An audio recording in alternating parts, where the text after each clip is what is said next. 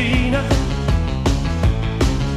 che Johnny scese giù ed aprì la porta del garage e mise la chitarra, la birra in lattina e una valigia piena di adrenalina nella sua cromata cara vecchia Cadillac. È grigia e lunga l'autostrada per andare a Memphis. Se vai da New York City giù fino in Tennessee,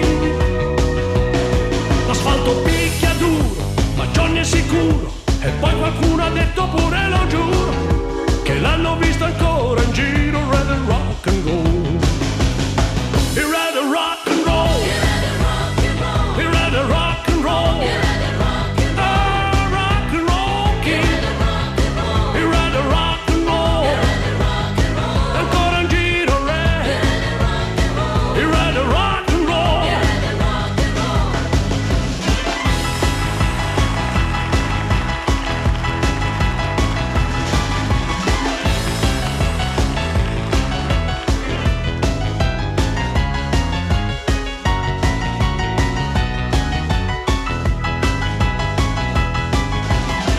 Trasmetteva solamente country music.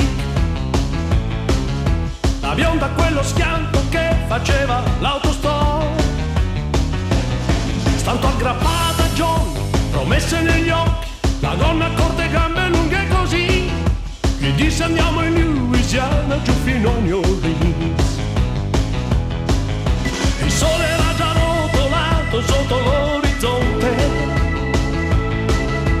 Johnny pensò bene di fermarsi per un po'. È meglio parcheggiare e fare l'amore, che al diavolo quel dubbio le fonda al cuore.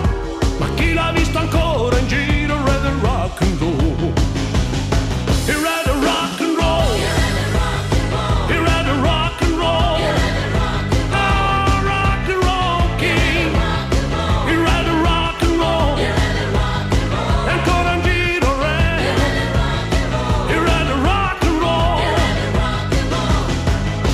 È molto bello far l'amore in riva al Mississippi,